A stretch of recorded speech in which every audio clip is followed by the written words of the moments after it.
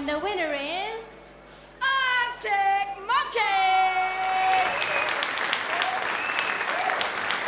That subscriber content, eh? That subscriber content, it just won't go away. It might hibernate from time to time and sink back into the swamp. I think the cyclical nature of the universe in which it exists demands it adheres to some of its rules. But it's always waiting there, just around the corner, ready to make its way into your ears and smash through the gated payment system, sounding better than ever. And there's nothing you can do about it. Benefits such as getting ad-free episodes a week early with pre- and post-show chat relating to the monkeys, last Shadow Puppets episodes, bonus podcasts, watch-alongs, plus helping us improve our sound with better equipment and services. Yeah, this podcast seems like it's fading away sometimes, but with subscribers, it will never die. Thank you very much for listening. We do truly appreciate it. Don't take that the wrong way. Yeah, we'll invoice you for the subscription if we need to. We're Arctic Monkeys. This is Don't Believe the Hype. That rock and roll, eh? Ladies! That sound means it's the end of the round. Time for the bonus question. Cheers, dude. That man just yawned. What do we call it? Did it stop playing for you then? It did just then, yeah, at the end. Everything just paused. Oh, right, it didn't get to the end for me. Everything just paused. It'll do it again. But I didn't... Well, You up? I said it didn't end, it stopped just before the end. Oh, right, it just completely stopped for me. It stopped halfway through for me. Try again. Do you want to say anything before we go in? No, fuck you. we're Arctic Monkeys. This is Don't Believe the Hype. That rock and roll, eh? Ladies! That sound means it's the end of the round. Time for the bonus question. Cheers, dude. That man just yawned. What do we call it, Don't Believe the Hype. Genuinely giddy. Genuinely really giddy. Get on the subscribe, folks, and get on the pre-show to find out why. Hello and welcome to Don't Believe the Hype, Series 3, Episode number 8. The podcast that's covering the full discography of Arctic Monkeys in excruciating but enjoyable detail, which is all you can ask for, really. Yes, the 8th episode of the third album with me, Nick, and it's not an alibi he needs. It is, though, isn't it? It is. Give the families closure, Dan. It's Dan. Hello. Hello. Yes, I'm very giddy. Because I can't wait to fuck this pod off and go and listen to that. I'm really excited. Well, people know that as our new subscriber feature, we have a randomly generated album from all the albums ever presented to us to listen to for a week. We just covered a great album, Brass Construction by Brass Construction, a 1970s disco funk album, which was fantastic and we loved. But the album gods have thrown us a surprising and exciting album to listen to for next week, which is a Kiss, famous hair metal band. Apparently, Kiss once did a concept rock opera about a life force from space and a hero that has to defeat them. So we got 12 tracks of that to listen to for the next week, and I couldn't be more excited about that. Fucking love a rock opera. I think I first thought it was a soundtrack to a shit film, and it's not. It's just soundtrack to a shit idea by Kiss, which is fantastic. But also, as we said, in a few months, it will be a shit film. There will be some. I might make it. Yeah. There'll be some. Like perhaps comparisons to Tranquility as well, with the idea of it being a bit of a band, like not in terms of sound, but a band deciding to do a curveball album concept album with a sort of fantasy of space element added to it. Sound familiar, people? Sound familiar? I've really lost the love for Humbug now. I really don't care. Wait till you have to listen to that for a week. Let's see if we still have as much enthusiasm, because we're really excited for the possibilities, but we don't know, do we? Yeah, you'll get a message off me at like 2 o'clock in the morning saying, I don't like this. no, it's going to be like you said, it's going to be like the room of albums, I think, isn't it? It's going to be great. But no, we're not here to talk about that, although it is on my mind now. But we're here to talk about, well, we're here to talk about what I think both of us would regard as one of the best songs on this album, perhaps. Yeah, certainly one of the ones that I think of straight away when I think of Humbug. In fact, this album has a superb end to it. You could say. Really In fact, I wouldn't know how to judge which side I prefer, actually, because actually all this album is fantastic, isn't it? There's not normally have an A and a B side that I pick, and what we said before, that the more serious stuff's on the B side, and I guess that stands for this album as well in a way. But I don't think I could pick between. I really like the because I was thinking about my list, because it's going to be interesting to see if we have, because we keep having first albums we've had similar lists at the end when we rate them. But I didn't think we would for Worst Nightmare, but then we ended up being pretty more thereabouts, apart from a couple of tracks like the first album. Be interesting to see whether that stays for this side. It's been on my mind as we sadly, I can't believe it, approached towards the end of this album. Obviously, we've got, thankfully, as sad as I am, we've got an absolute banging set of B-sides for this album. So, but I've been thinking about the list, because I was thinking like, I bet some of these later ones are going to be right up there. But then I thought, but then I'm like, but it's easy to forget how good Dangerous Animals were or whatever. It's going to be a tough list, I think. I know my list. I think I've pretty much got my list sorted, but I'm deliberately you never do. Not listening to Jeweler's Hands. And that suggests I know when we get to Jeweler's Hands, that's going to throw it all everywhere. But what that suggests to me is that when an album's really good, you know where it falls, because you find things easier to rate in order of things that are great than things that have mixed. Then would that be fair? Because you never have your list, even down to doing it, you're not sure. So the fact that you may have your list tells me that you find it easier to do that, perhaps. To rate things. I think my whatever people say I'm list was, I think I knew pretty much the top half of it, and it was just classifying the rest after that.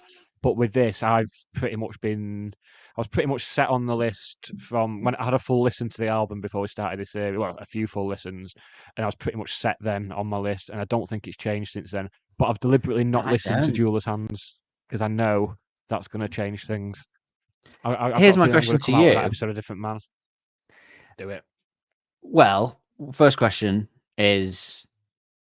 Oh, sorry, first statement is, I have no idea. It's very changeable at the minute. I only know what my bottom one is, which I'm sure you can all guess. The top spot's still very much up for the grabs, I think, for me. Tonight's episode. I wouldn't be surprised if this ended up being your top one. I think this will be a surprise curveball on the.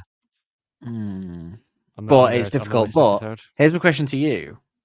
In theory, and I'm not saying this is it, but in theory, if your favorite Arctic Monkeys song of all time is Cornerstone, recently dethroned by Body Paint to number 2, then are we living in a world where your favorite Arctic Monkeys song of all time for many a year, and now your second favorite, wouldn't be your favorite on this album? Because there'll be some people that would say that makes no sense. And there are others that would say, well, no, in that you can have both because there's context to that. It's interesting. At the moment, I'm leaning towards it still being first, but that honestly could all change. I mean, it could be possible that by the end of doing this album, Cornerstone might not even be my second favorite Arctic song. You never know, do you? You never know.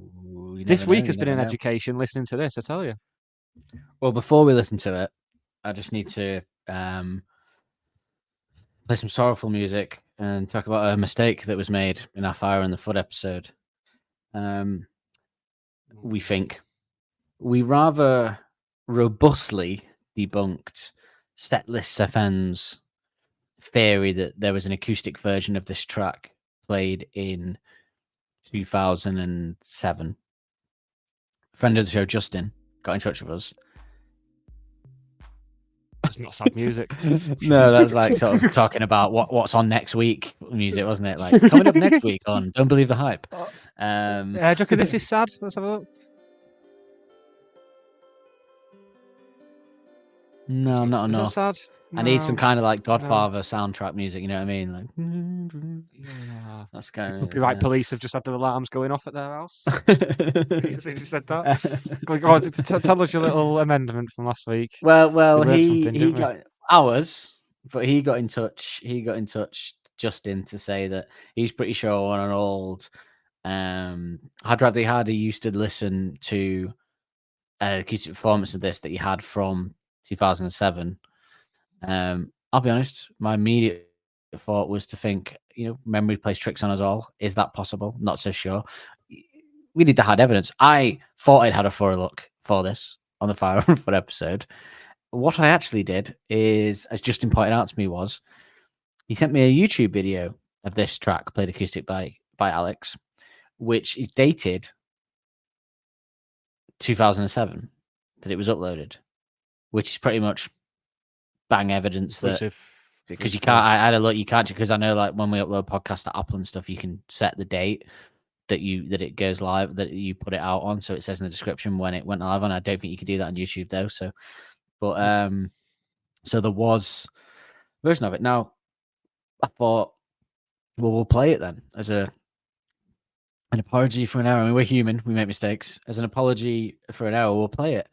When I played it to listen to it, to send the clip, I realized you've already all heard it, because it was the clip that I used at the end of the last episode of the end of the Fire on Foot episode to play out the acoustic version. Because when within I 3 got seconds, it, I was like, that's the same one. It's the thing is, it's I didn't think to look at you don't go, because I'm so sure that we know all the times that performance was 2009, 2010. I just thought, yeah, of course it is. But my only question really is that his voice is more humbuggy than when it's before Shadow Puppets and this. But yeah, so it turns out he did have this song in the bag, which is even weirder because it involved Mosshart and that. But yeah, but the dates don't lie, do they? There's part of me that still wants to really be skeptical about it, because I just don't. Because it's never been referenced that they had it early, and it's never been. I don't know. I never thought it was early, and I was pretty listening to all this stuff then. I probably just forgot that. To be fair, I mean, it was, 17 years ago. I wonder, with you mentioning that, obviously he had Mosshart involved early on. He was like sending her a demo of it, and she was adding bits to it.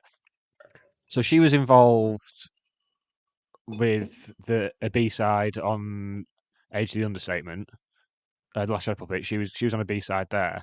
So I wonder if there may have been some crossover with Arctic Monkeys and the Kills around the Favourite Worst Nightmare time. Maybe the Kills supported them, or vice versa. I'm wondering if maybe that was the case. So I might do some digging into that ahead of next week.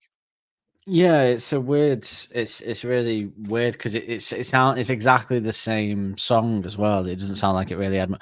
But then again, as I said to you, my theory now is that that's because, as you all know, based off the Favourite Worst Nightmare area coverage, I think I'm fairly certain, between this and something else, that when I do my final lists of the albums in order so far, I would put Favourite Worst Nightmare last, potentially. The Car may, there's a bit of an argument there, but the Favourite Worst Nightmare could potentially be at the bottom of my list of favourite albums.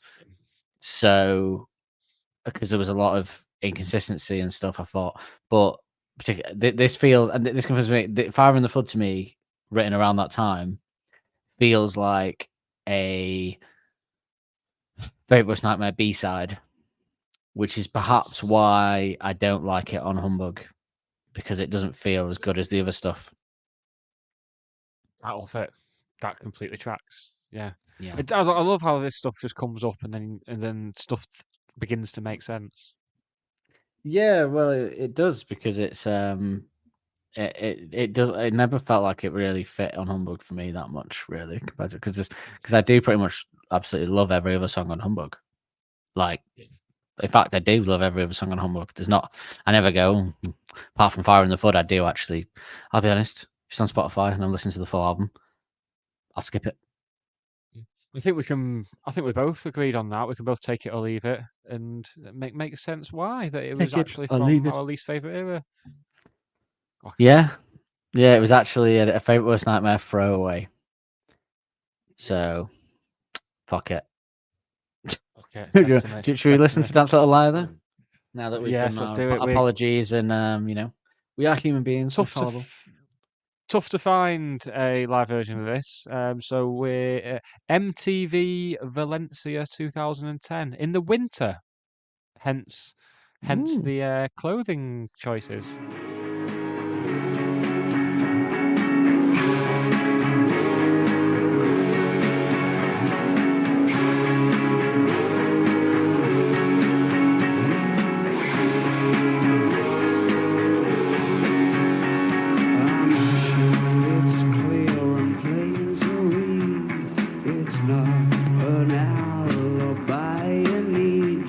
Yet.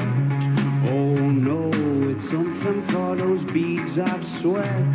Yes, that should get you back to normal. And after you have dabbed the patch, you'll breathe. And then proceed to scratch the varnish of that newly added calmness. So as not to raise any alarms too soon.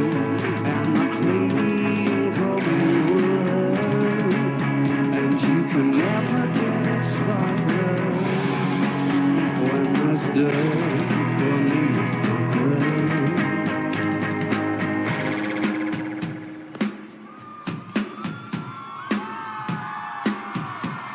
The liar takes a lot less time to decide on the saunter. Have you got itchy bones? And in all your time alone, can you have your mind being with the wrong memory?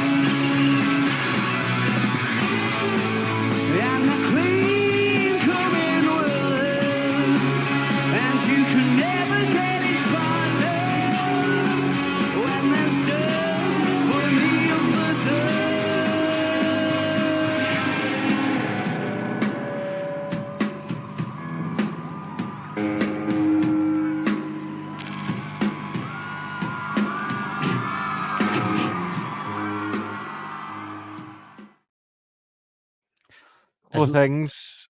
It's Well, great, isn't it? That as much as I love the album track, the live performance of the sort of solo-y bit when it kicks in is great live, isn't it? Not the best magical, isn't version it? of this song that you'll hear in the foreseeable future, is all I'll say. I think. So I hear. Very excited. Very excited. So things I wanted to point out from that. Alex's look there, long coat. So Yeah. I'm a fan of a long coat. Long coat, sunglasses, understated, but cool as fuck. He looks Keith, like Keith he Lemon looks very on the much. keys. Alex looks very much like the recently departed Richard Lewis there. That's exactly the look that he had in the 90s as a comedian. Exactly like him. Great look. God rest his soul.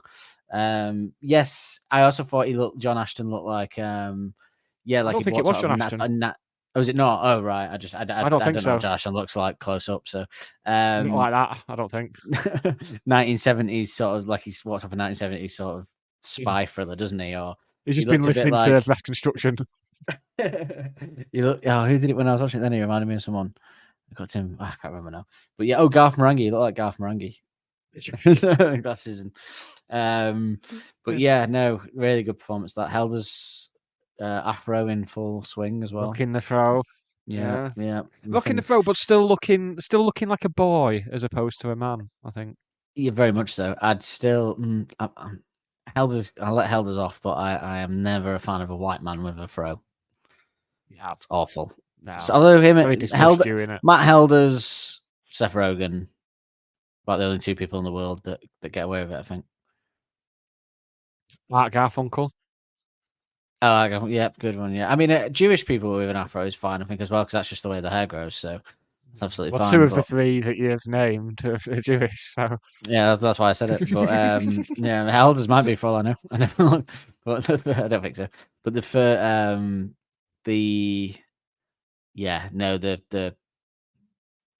Jewish people with it, but when it's just like a normal white guy that's purposely tried to give himself an afro is pretty dreadful. Don't do it, anyone. No, just in case you were thinking of it, don't do it. But yeah, no, should we have some? It's an absolute tune. I can't wait to talk about it. Shall we have some information on it? The information action ratio, ain't that the place to go? Even Helder's had to wear a jumper there because it was that cold. Would have thought it wouldn't have. It was a thin jumper because I wouldn't have thought a tight jumper drumming. Not a good idea, is it really? And also, you're gonna get. I reckon the cold doesn't become an issue for you much longer when you're playing drums in a band, like fast drums in a band. I don't reckon the especially cold seeps in much. Tonight, Yeah, I reckon he'll be after he fine. did Brian Storm, then Teddy Picker as the opening two, he was fine. Then he's all that had leveled off. If he Not did, bad. might not have, but Brian Storm was probably the opener. Oh no, actually, I'll tell you why. Because I have a special affinity with this song. It's always going to stand out. Because did you say you didn't go to the Humbug tour? Did you say that the other week? So when I went to see, when I went to see them at the Manchester Evening News Arena, as it was, then they opened the set with this, and I think they did that whole tour. So they had so you might not know this actually. I didn't know you didn't go until recently. So when the opening acts, I can't remember who they were now. Someone though, but when the warm-up act went off, I know it wasn't Eagles of Death Metal was the one for Suck It and See. Oh no, was it Eagles of Death Metal for this actually? Because it was Eagles of Death Metal for this because you were at Suck It and See. It was Eagles of Death Metal with the warm-up act, and it was fantastic. So I love a bit of Eagles of Death Metal, but it was great. There was like a big group of us, like absolutely fucking going nuts for Eagles of Death Metal at the front. It was great because obviously Josh Homme was in Eagles of Death Metal at one point, so obviously he hooked that up with them. They obviously met them when they were in the desert and took them on tour with them. It's great. I love it. I know they're cheesy and stuff, but I fucking love Eagles of Death Metal. I want you so hard, I want you so good. Yes, please. That's a great tune. Yeah. Jerichola. They do a great cover of Stuck in the Middle with You as well, called Stuck in the Metal with You. It's great. Yes, they did. Yeah. I prefer it to the original actually. But that aside, so they went off normal setup and that, and then all of a sudden a very sort of 1970s curtain comes down and the whole of the stage is gone behind a curtain, like a big thick curtain. Lights come off, everyone's like, what the fuck's going on? Don't see the band come on. All of a sudden, down, that's so cool. Yeah. behind the curtain, and it does it 3 times. And then when Helder's drums comes in, the curtain comes up, and the band are on the stage. It was a great entrance, sublime. very different.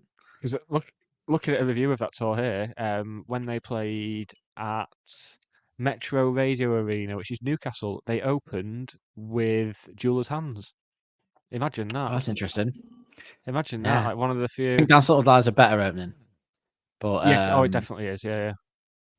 Yeah, so they've always fucked about with that and probably upset people. I think it was standard fare after it. I think it was like Dance Little Lie and then Brian Storm, something like that. I think But yeah, it was a really cool opening, really different from them doing it that way. So I like a bit of that. Yeah. Dance Little Liar is 4 minutes and 43 seconds long.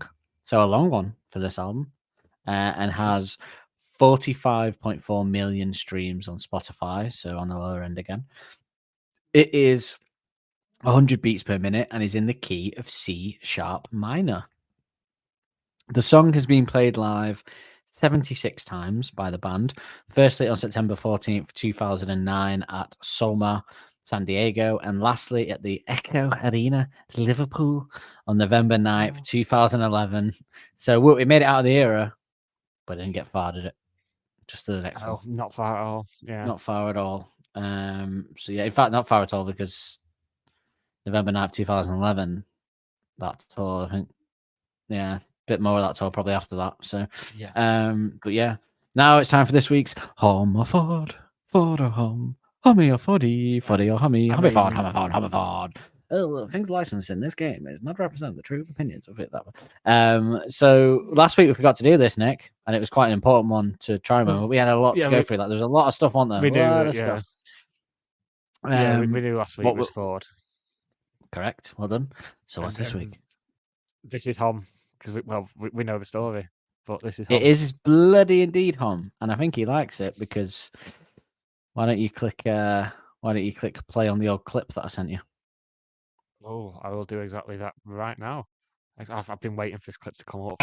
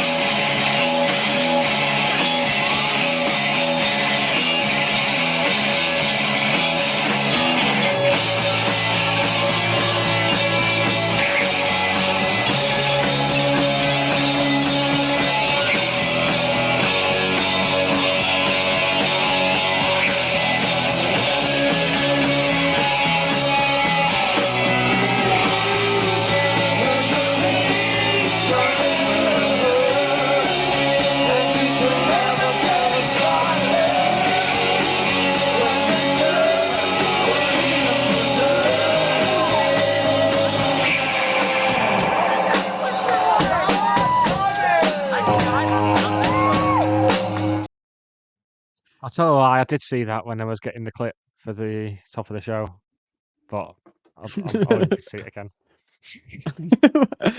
What made you think you didn't see it? I only sent 2 clips, John Kennedy, and that one. but no, I mean, I didn't know what the clip was, so I was making out it was going to be like something new. But before I was like, oh, it's something new, but unfortunately, I'd already seen it. But I still enjoyed it again twice in a day. Right. I don't know what you mean, Good, but go on, let's move on. I don't know how you forgot you didn't say it. But yeah, no, it's I love his singing there in it. He's got a great. It makes me wish he'd what I done a bit on mean the is, actual album. you sent me a clip before, and I deliberately didn't watch it to keep it a surprise, Right. and it turns out I'd already seen it today. That was the point I was making. Oh, so you saw that anyway on YouTube? Yeah, Yes, it's not a problem. It's Ah. probably not worth me still going on about it like 5 minutes after the clip's finished, really, is it? Yeah, okay. That's a shame. Too much time on your hands, mate. Shall we- Yeah, yeah, I'm getting clips for this show. yeah, I do love that. I love Helder's drumming in that. It's even better than usual, I think, there. I think Alex's singing's better as well. Do you think he raises his game because Hommy's singing next to him? Doing his You would singing? do, wouldn't you? Yeah, I love his singing. It makes me wish he'd done a bit of maybe BBs on the album, actually, hearing him do that a bit. More distinct ones, but he probably didn't want to, it to be all about that. We've still got knee socks, baby. We do. And another one, I think. We'll take that from There's us. I think there's another song that he does BBs on in the catalogue. There was something on this, wasn't there? Oh, there wasn't there? We've already had it, haven't we? Already been. But yeah, this was a. Can't remember what it was now. Is it on the sleeves that I've got here? No, it'll be on Wikipedia, won't it? But yes. Yes. Yeah, no, shall we do the gear? Want some gear? Let's have some gear. It's Friday night. Technological advances really blooming get me in the mood. He's massive as well, Josh Homme, isn't he? Because that's like He's huge. Alex is like 6 foot, isn't he? 6'1", and he's like towering above Alex there. Yes. All My he's Own like- Stunts is the other song. That's it. That's the one. Yeah. All My Own Well, it Stunts, hasn't One come- for the Road, and Knee Socks are the three. I had a little daydream today about how we're going to be covering Suck It and See in the summer. I made the decision that I'm making Suck It and See once again my album of the summer. So this summer is going to be, because we're recording this, Suck It and See is going to be the album of my summer this year, because it hasn't been for a couple of years, I think. So Fingers crossed for a heat wave as well. Then, yeah, the heat wave will probably be in like May when we're not doing it though. That's when normally Yeah. we never get a heat No, wave in now- actual summer, do we? But yeah, that'd be nice. Oh, the Euros will be on as well and all that. Ooh, Suck It and Oh, See in the can't go. Euros. I like the Euros. yeah, it'll be all right. Yeah, well, you're Decent one of football those for the month. what poverty football fans, aren't you? I like to call them down there in the. You tell me who's a poverty football fan when you're watching bloody Slovakia against Montenegro on a Tuesday afternoon or whatever. Oh, I just watched England games. I don't give a shit about it much else. I just like you're watching one England of games. them, are you? Well, I like the jeopardy. I only enjoy football when I feel a sense of jeopardy in the game. Otherwise, I need to be emotional. I don't enjoy it. I think that's fair. Fine. Yeah, Same with it's the me, reason I so- don't watch tennis anymore, because I don't care about. I cared about Andy Murray. Yeah, I cared about Andy Murray winning, but now I don't really root for anyone. So I'm just like, oh, right, yeah, Can't Nadal, Djokovic believe again, the great. energy going into Andy Murray. Yeah. No, I need to feel the jeopardy in the game and the sport to do it. Otherwise, I'm just not interested. Yeah, no. I know you like to. I know you lot like to think you're in the trenches and it means something, but doesn't. So the target on this is a bit of a questionable one with this, but a few arguments out there in the internet about this. But I think we can safely come to a conclusion. So the sound of the excellent the guitar at the start is obviously the sound that everyone would want. That was created using a Dan Electro Real Echo and a Morley wah pedal. But somebody else disputed this, saying it was a Boss DM1, which has come up before. However, photographic evidence of the pedal board that Alex had at the This is time what I wanted. would suggest both are correct, as Alex has a Morley Pro Series 2 wah on his pedal board during this whole era, and he uses it for Dance Little Liars specifically, but he also has next to it the Boss DM1 delay pedal left to his keyboard, pedal board, so that would suggest that he uses both for this. So no need to argue, people. Both are correct. But if you want to recreate it at home, because those pedals might not be available now or more expensive, I found out that you can, for an amazing sound that's very similar to Dance Little Liar one, you can use a Jam Llama extreme delay pedal with the settings from left to right 993. So there you go. From left to right on the dials, 9 o'clock, 9 o'clock, 3 o'clock. Bob's your uncle. Excellent. There you go. You got the sound. Which is what it'd look like if you had one of those, like in offices in films where they have the clocks that are different. So if you had if it was like 9 o'clock at night and you had London, Manchester, and Why would you have? Ottawa. Why would Because you then it'd have be 9, and London? they'd both be 9, wouldn't they? Well, you could have said London, Portugal. Portugal's on the same time zone as us. I didn't want to. I wanted to say London, Manchester, but it's Or funnier. London, Dublin. Yeah, funnier. Well, it would have been funnier if you said London, Sunderland. I don't know, somewhere less. Would've Like been. Manchester's quite an exciting place to be. Somewhere shit's like Hull. There goes the whole. There goes the whole list. If you said to me, name a shit place, I'd have said Hull. That's the Hull, first yeah, place. it's Just a the courtesy name shit place, isn't it? It's just a denotes courtesy. it being And shit. from what I've doesn't seen it? of it, Hull. I'm not even wrong from what I've seen. So, You have been. so, Horrible. no, yeah. In fact, you nearly moved there, didn't you? Should we play some reviews? No, not Hull. Scunthorpe. That's far worse. Not even.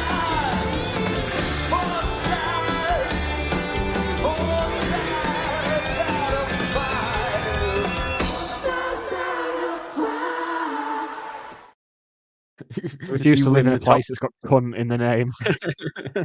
You win in the top trumps of shit English towns. Well done. Clash Music said about Dance Little Liar. They had an article, in fact, only around the car time, where they said 5 songs Arctic Monkeys don't play live, but probably should. They had Dance Little Liar at number 1 on that list, saying 8th track on Third Record Humbug. The shimmering guitar riff from Dance Little Liar is an underrated track from Arctic Monkeys. It's sharp, loud, and perfect for a festival stage. Correct. When we're watching the live one, I always think like, why did people not like this album? Every week we do this now. I'm thinking, why do people not like this album? Not even like with Tranquility, I can go, okay, I can understand why to some people's tastes it might not click, etc. I can find a reasoning. Yeah. But other than the fact that it doesn't sound like Favourite Worst Nightmare or Mardy Bum, I don't know what the reason for you not liking Humbug would be. Just people being set in their ways and dicks and not giving it a chance. I don't understand. Because even if My Propeller's a bit too grimy for you when you first put it on, like we said about Star Treatment, if that wasn't the first one, etc. My Propeller, you can get over that though. It's not out there. It's just different. But then Crying Lightning starts. Easy Street. What's wrong with Dangerous Little Animals? Nothing. Dangerous Little Animals? Dangerous Animals? Nothing. There's a little in there. Secret Door. Classic Monkeys Fair. Secret little door. Potion, we can't do it now. Potion Approaching. Potion Approaching, a little bit out there, I guess, but also easily digestible. You get to Fire in the Flood. Nothing wrong with that. You get to Cornerstone. Amazing even for a neutral. Dance Little Liar, no issues here. So what are they moaning about? Pretty Visited is about as abstract as it gets, and it's still a great rock song. It got to the point last summer where people would be like, "Oh, play some of the earlier stuff," and by that they mean stuff off Humbug. So it just shows how the perception has changed, and it'll give it a couple of albums time. It'll be like, "Play some more Tranquility." Yeah. When they do their jazz, sci-fi, rock opera recorded live from the ISS, then then they'll be begging for Tranquility to come back. But Nick got a little bonus round for you, little bonus round. Some bonus round. Expecting that. That sound means it's the end of the round. Time for the bonus question. Do you reckon because of AM and his voice in that, he just said for Tranquility, I'm just going full Michael Parkinson. I don't care what anyone says. I'm going full Michael. I'm going Parky. So It's okay. Steve Coogan. Yeah. So Nick, that was number 1 on the Clash's list of 5 songs that Arctic Monkeys probably should still play live. They chose Dance Little Liar as the number 1. Would that be your number 1 song that they probably should still be live? Dance Little Liar out of all the Arctic Monkeys songs? I could not pin that down to one song. That changes on an hourly basis. Oh, it's not. Well, no, I think there's a select few for me. I think Certain Romance coming back, but that has come back, so we couldn't have that. I think we've had this discussion before, but I think If You Were There, Beware is probably top of my list currently. Yes. Well, it was until we started doing this album, and then this one probably now got that spot. Actually, I think I agree with them. So far, time it'll be Jewel's Hands. So exactly, yeah. So far, this probably is a song that I'd want to hear, closely followed by If You Were There, Beware. I think. So number 2 on their list of songs that they should probably play live still is a song from AM.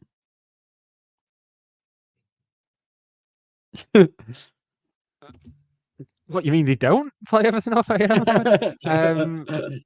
Well, it can probably only be Fireside then. No. Can't it? One for the road. Oh. Of course you don't. Yeah. Yeah. Good song. Not sure if I'd have it my second favorite song for them to play live again. No, definitely not. That's why it's so shocked by it. I was like, nah, never second. Well, their number 3 is a song off album AM.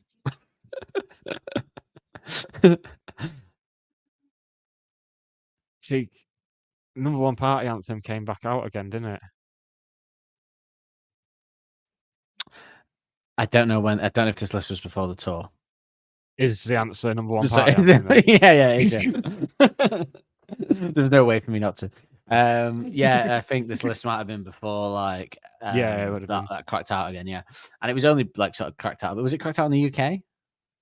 No, US, I think. No, yeah, they don't count. I think they mean the UK because no, I mean not that they don't count, but no, I wish I was in America because they do crack out more interesting songs on Europe, but because England's were such pricks, they feel the need to have to shoehorn in as many sort of classics just to appease the crowd. So yeah, I'm jealous that the Americans get such varied and interesting sets every tour.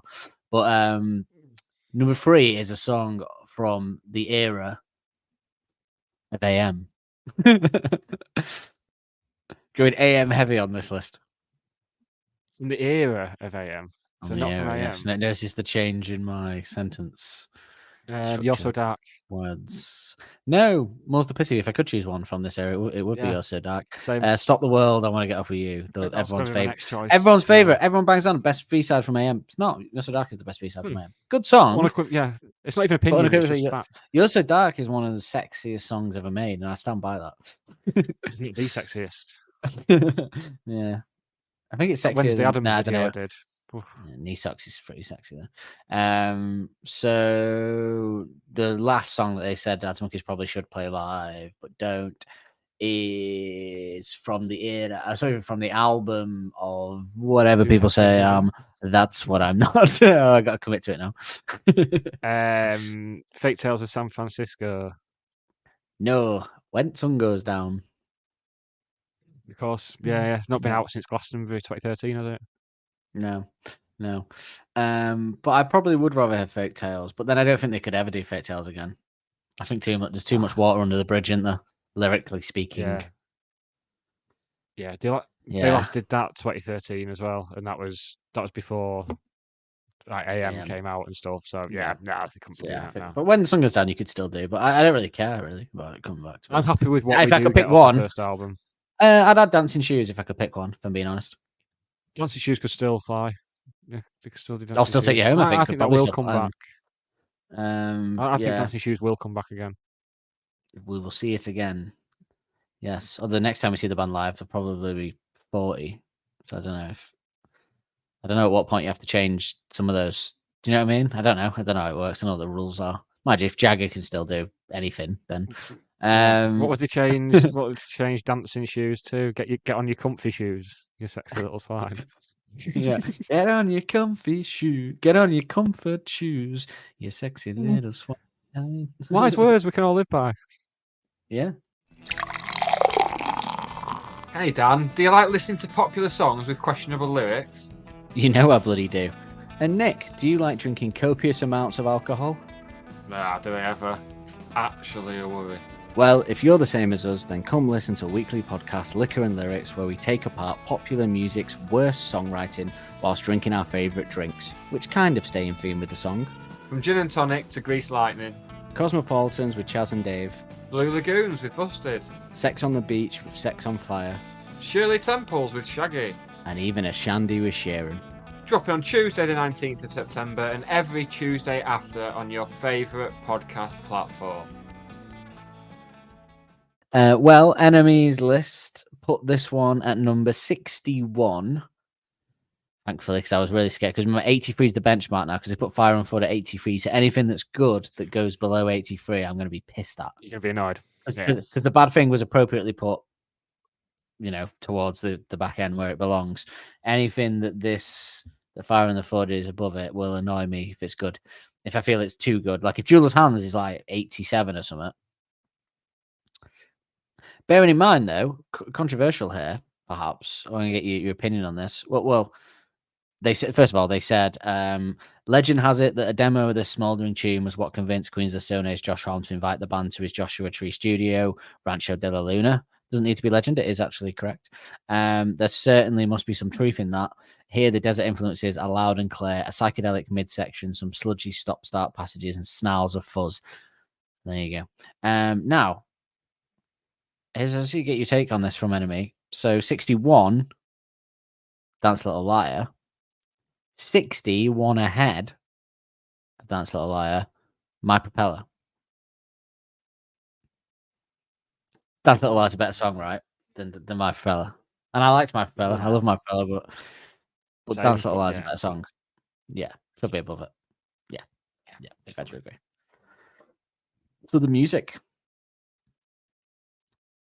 What an The opening music note. that enticed Josh Homme. They did, yeah. Well, legend has it from the story that I heard that, or I've heard multiple times, that he put it in the demo and he just went down and he stopped it and rang them and said, "I'm in, but you got to come Which to the desert."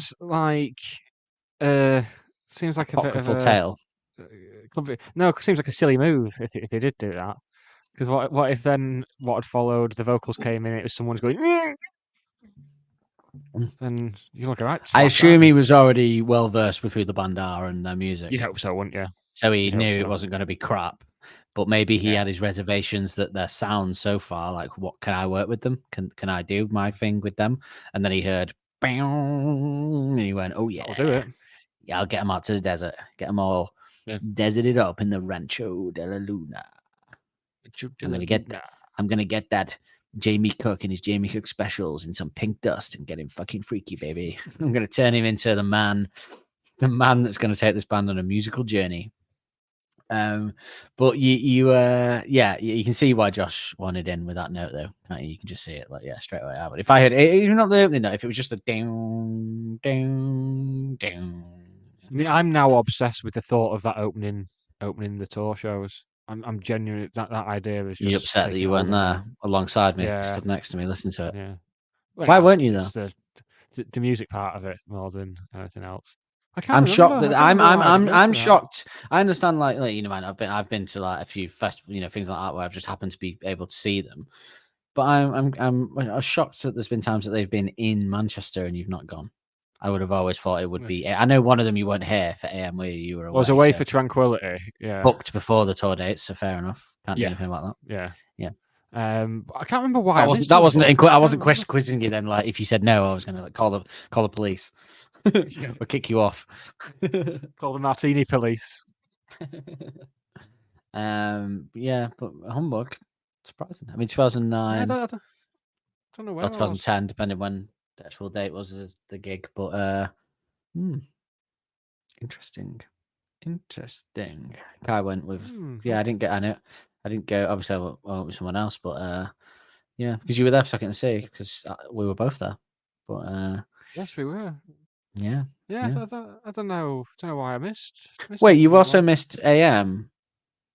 No, I was at AM. No, you missed Tranquility. That was the one, wasn't it? Yeah. We wonder if we're at the same AM one. Yes, it would have been, I think. Yeah. Or did they do 2 nights? I'm not sure. Can't remember. But yeah, such a kind of unusual sound with it opening there compared to everything else we'd heard from the band. That I could, like, if you were just coming off the back of It Was Nightmare, that you would never expect to hear a note like that. Or maybe you would with like the Nettles and stuff, but you know, based off the album stuff.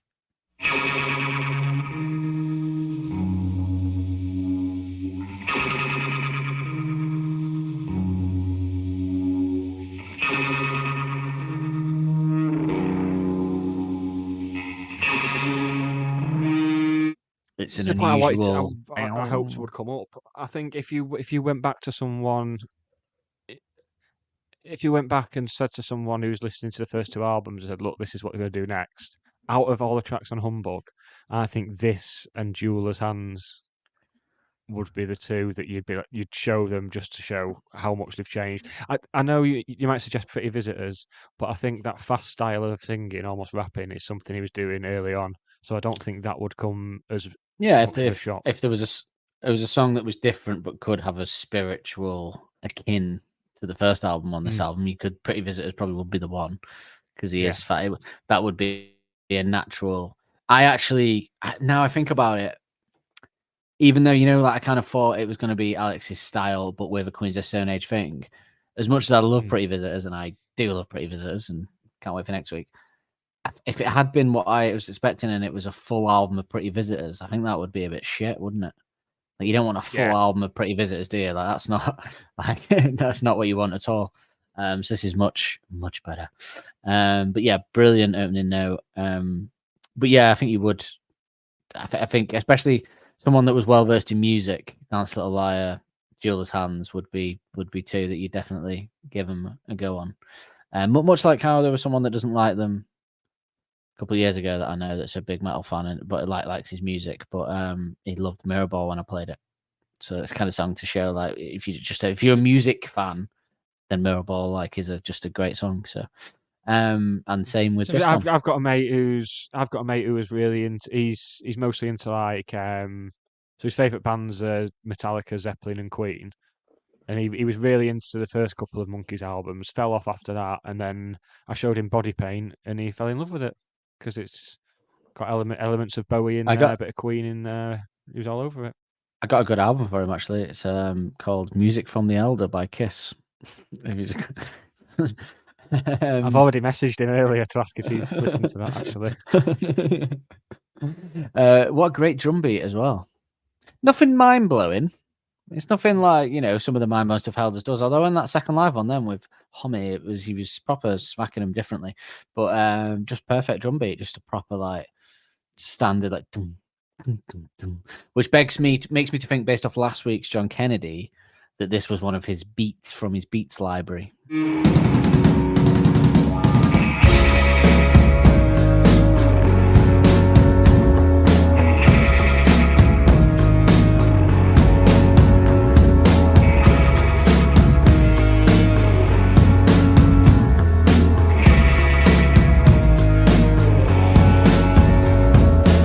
Yeah, the Beats library. Yeah, the back of his head. I reckon that, and then the riff came from that, perhaps. Like, they were, because you'd imagine if he started this and that was how, if you're trying to come up with a beat to this song, it would probably be pretty. I mean, it's hard because I imagine then if Nick came up with if he's doing the doom doom doom doom doom, and then Nick comes up with doom doom doom doom doom doom doom doom doom doom doom doom doom doom doom. I wonder if Nick has bass lines stored as well. I reckon perhaps, almost definitely some, but I do wonder whether the Helders drumming brings out of him the bass riffs. I do wonder how that works, and vice versa probably. But I've had bass players that have come with riffs, and then a drummer's put something to them. So I'd imagine so. But yeah, it's interesting. But I think in this instance, I don't know. It could be Nick turning up with it, couldn't it? Like doom doom doom doom doom doom doom doom, and then Helders just doom. Yeah. But I've just got a feeling the beat, the Helders beat came first on this one, and then but you got that. You got the kind of like that's what set it down. You got the doom doom doom doom doom doom, and the doom doom doom doom, and then I don't know. Like, I can see why the strumming would fit that. You'd write the strumming the way that Jamie does it in this song, but that guitar again is a little bit of a crazy riff. So it wouldn't either surprise me if that riff, if Alex came up with that first. The ding, So who knows? But I did just get the feeling that the drums came after our Helders discussion last week. Who knows? Maybe it'll be on the John Kennedy this week. I don't think it does come up though. But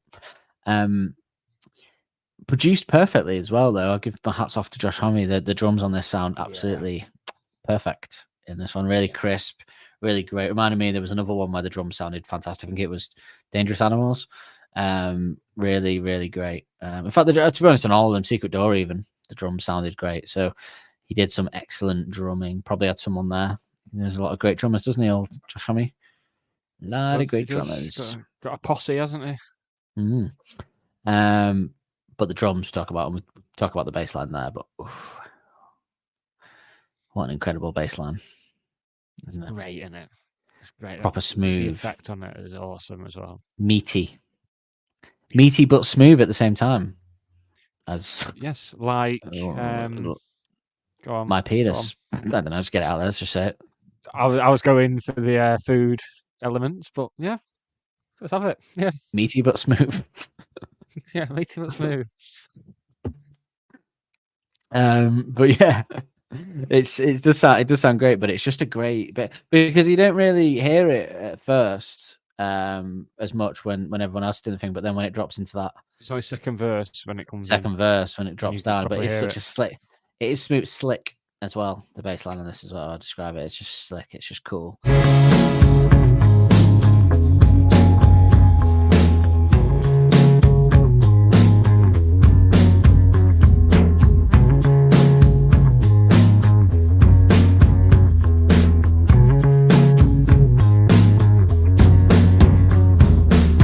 This song has no right having that bass line either.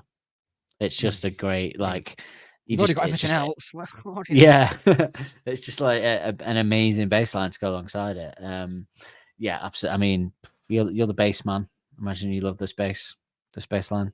I do very much. I mean, there's so many of Nick's bass lines, but this is one that's very underrated. Maybe because it's nothing flashy. It just goes under, just gets on with it. Nothing flashy. It's nothing flashy, but it's also phenomenally flashy at the same time, which is something Nick has a bit of a talent it's that for. weird middle ground, isn't it? Yeah. He does that a lot. Like a lot of AM is like, you know, not too flashy, but also incredible, and the whole lifeblood of the song at the same time. So I think he does as a bass player.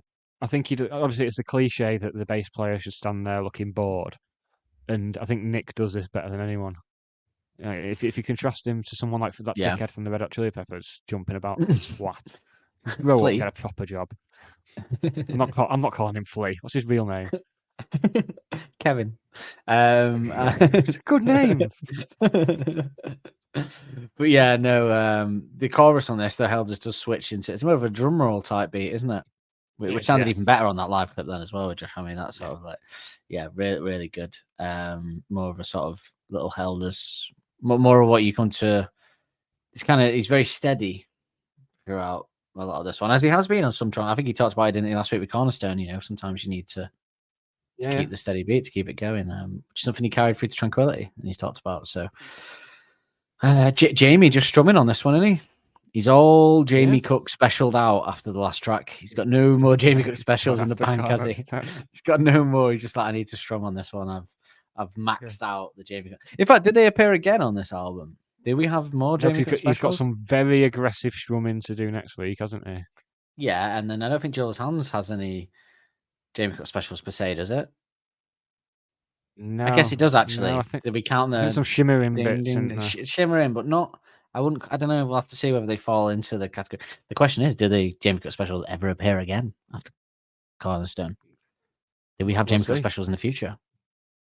I mean, in many ways, Suck It and See is just one big Jamie Cook special. Yes, that is true. And then I suppose Suck It and See is the jangly guitar from Cornerstone taken into the concept of a whole album. Basically, I think when you get to both 4 out of 5 and Mirrorball, the Jamie Cook special becomes looking bored pressing keys. Yes, he evolves the Jamie Cook special and snipping away. Else, yeah, and don't forget the Moog synthesizer. That's one Moog synthesizer special of Jamie Cook's. We're getting to the point where the Jamie innovation is the real Jamie. The thing is, we have to be careful that we have to switch it up because it just sounds like any guitar part that he does that's a lead bit is a Jamie Cook special, but we were very precise criteria for what a Jamie Cook special is. And if I don't feel like it is one, then it's not getting categorized. And until there is any after Cornerstone, I'm officially declaring them dead. I'll explain it to the audience because, you know, I don't know if they do because, you know. If they shouldn't be listening if they don't understand what you mean, Dan. I call those subscribers fickos in the pre-video chat. Just all deleting drafts from their emails there. Yours disgusted of Tunbridge Wells. When did we call Isaac? Was it Cornerstone or Fire in the Flood? I can't remember because I think it might be Cornerstone. Because I was thinking if it was Fire in the Flood, then he's not been in touch yet. I'm worried about old Isaac. But if it was Cornerstone, he won't have heard it yet. So that makes sense. So this is irrelevant. Maybe he has reached out from beyond the grave. I don't know. The bath. But no, maybe we'll see. We'll see. He hasn't reached out yet, but we'll see. More news on that. The pretty visitors. Will he be a get pretty it? visitor to our email inbox Oh. and tell us that he's good? Oh, So I did. I thought that this song when I was listening to it is a good way because there might have been people that were listening to Fire in the Flood episode and like that might love it or might be confused by us being a bit downer on it than the other ones and stuff like that. But my issues with Fire in the Flood, I think this song, by comparison, helps me explain them because both songs have this thing where it's a similar beat, the same beat the whole way through, with some strumming and not like and then a big end where a lot of the action happens. But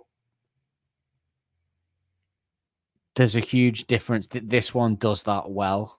This one does that really well. It's the beat is really interesting. The lyrics are really interesting. It builds to something much better. I just think they do a similar thing, which is just this sort of same the whole way through.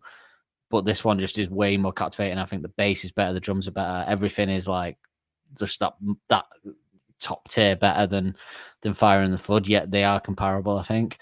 So yeah, that's my theory on it. I mean, when it breaks to just drums and bass, that bass is fucking sublime, isn't it? Like that is when you probably hear it. And best bass line on the album. Jeweler's Hands might want a word, if I remember right. Yeah, Jeweler's Hands, the one that I was worrying about. Best so far. Yeah. Best so far. Although I do like Crying Lightning at the same time. Yeah, it's tough, isn't it? Yeah, we'll see. We'll see when it comes. It's just an incredible bass line, just so emotive. I think maybe the difference is because Crying Lightning guitar is the same as the bass, but this is just a bass line on it. It's doing its own thing with no guitar intrusion on it. So so emotive, great. Oh, again, sounds incredible from a production point of view. So take a bow, Josh Homme. Well done, Josh. Great bass sound, very good. Wait, after the second. I wonder what else he's produced. I don't know. After the second chorus, the drums on their own, it's a great moment. Again, you really get to hear how they sound again. And then we come in for a big build-up by the band. Really effective build-up, actually. A really good one. Do you want to know what Josh Homme has produced?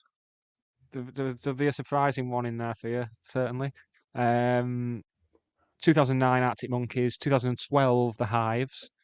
2016, Iggy Pop, as we know. 2021, Royal Blood. So there we go. Not all the hits, can they? Yeah, really good build up that into the end bit.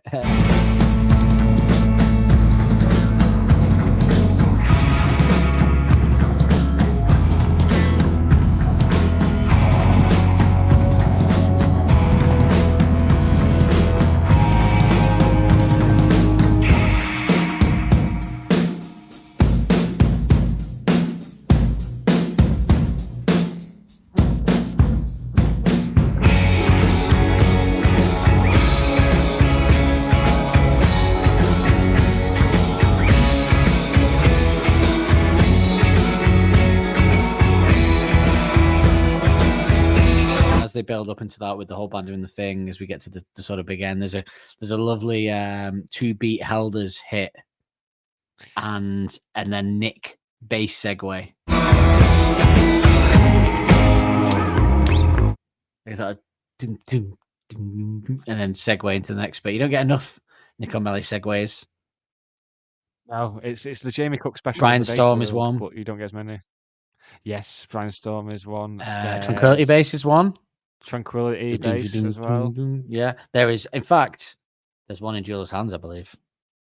There is one in Jeweler's Hands. Yeah, more on that. But so excited for Jeweler's Hands. Yeah, but yeah, working perfectly together as usual, Mr. O'Malley and Mr. Helders. Yes, as per.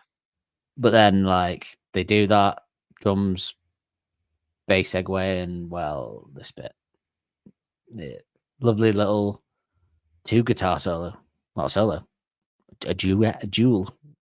Yeah. Dual Dueling guitars. Dueling guitars, lovely. Not seen. Don't see a lot of them dueling guitars together, do we? Since I can't think of any since in this way since View from the Afternoon. In fact, This afternoon was there must have been some. We've just not thought of it before. I don't know though. Actually, you've also got certain romance, but it doesn't count as dueling because there's no aggression there. It's the sweet bit at the end, so it doesn't. But it could I be. don't see it as a duel. But I can't think of any on. Oh no! If You Were There, Beware. Of course. How could we forget If You Were There, Beware?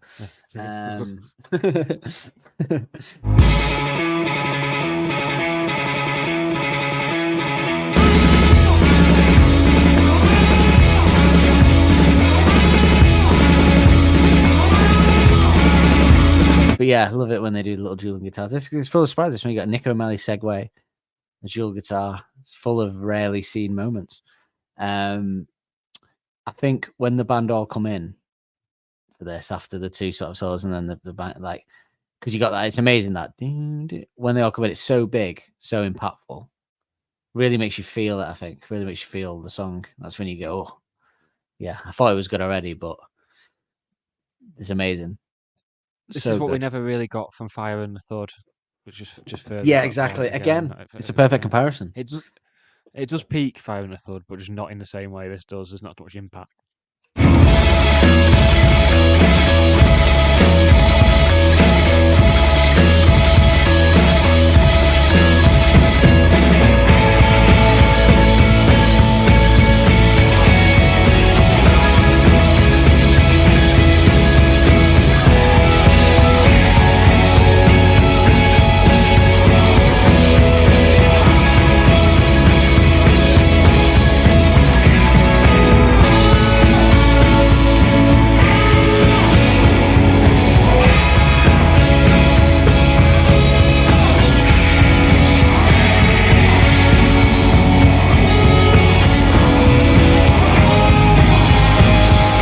Why I think they really work as a comparison together.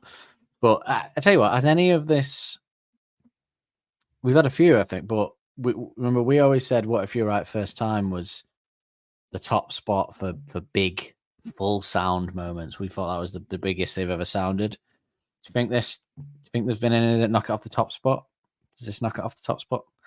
I don't know really. Like, because you got Crying Lightning, you got the second part of Crying Lightning, the big end. You got the big end of this one.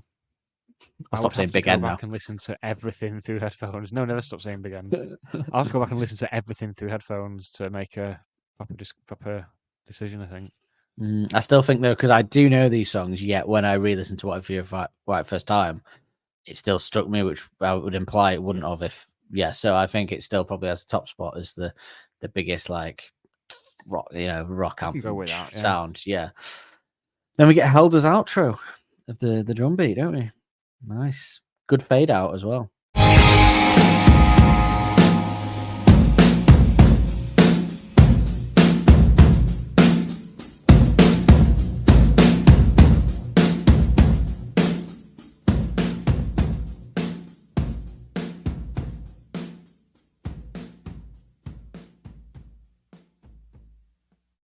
Good fade out. Acceptable fade out this time. Acceptable fade out. Someone who's not drums, a massive fade out fan. Drums are a good fade out. If you're going to do a fade out, the drums are probably the best instrument to do that with, I would say. Because you don't want a guitar fade out. You want a guitar end. You want a bass riff to end as well. You want a doom. You want a Ritz of the Rubble. Imagine if Ritz of the Rubble faded out. Wouldn't be good, would it? Oh, that's not a bit sick. That has. It's horrible, isn't it? So you want a drum one, perfectly fine. Well, before we move into the lyrics of this one, which is not cryptic, nothing will be as of next week's, but we do a little. I'm intrigued to see what you've got this week for our covers band section. I'm gonna form a covers band and all. Who's go? You want to go first? You can go first if you want. Yeah, I've gone Lou Reed this week. Specifically Lou Reed and not the Velvet Underground. I don't know. I could see that. I just think that the drawl of the vocals would suit him as well. And I think the bass line kind of goes along with a lot of the stuff he did in his solo output. Yeah, I'd like a bit of Lou I could Reed. hear that. It's getting I very could see very that, Lou yeah. Reed heavy, given what we're going to be listening to for the subscriber content, isn't it? Well, you mean because one of the songs was co-written by Lou Reed? Yeah, We think. Still Weird blows my sentence, mind. but yeah. I think that whole album's going to blow your Lou mind. Reed, Kiss. Lou Reed, Kiss. Kiss, space opera, Kiss. I mean, that kind of half works at least. But I'm going to go Radiohead. I was really racking my brains about who could have this, but I just thought like this kind of bass and this kind of slower song with Tom York singing and that kind of steady beat and stuff like that. I really think you could get a really cool song with Radiohead doing it, like a sort of type thing. Like, I can imagine that. Yeah, and they'd probably do a pretty good job of the big sort of solo-y guitar bit stuff like that as well. I reckon a sort of Paranoid Android version of this. You know what I mean? Yeah. I think that's a great shout. Yeah. Yeah, like a sort of like you know, and he's going like rain down, rain down. You can imagine like a pop and fizz. You will be fast to take. That may be the best shout of the series for the covers. We'll find out if we manage to get this program sorted where we can do the covers. Which if we get that for a month subscription start, I definitely need to have a AI song creating party. Don't I? Just get people around and just go get the AI to do that. But what's the 2024? What's the you know what said that word about everyone in the future is going to be having parties where AI creates songs. Oh, you're mad, you. Are you going to get there on hoverboards? No, don't be silly. All right, H.G. Wells, calm down. I don't know what time zone that. I don't know what time that is that I'm doing there. But the lyrics of this one. What's this one all about, Nick? Jerakin. So it's interesting that you should ask me that, Dan, because if there's one thing I've learned from a week of watching nothing but Goodnight Sweetheart, it's that having an affair is very difficult. And that's lying the lesson about an contained within the song. Yeah. Yes, I would say. No one tells the truth about affairs, do they? Because then they're not affairs. Well, these days, mate, anything's possible in it. You could be having you're allowed to have affairs, aren't you? And just we're just experimenting. I won't know, mate. It's been so long since I had a bit on the side that I didn't know that they moved it. Since you had a bit, never mind on the side.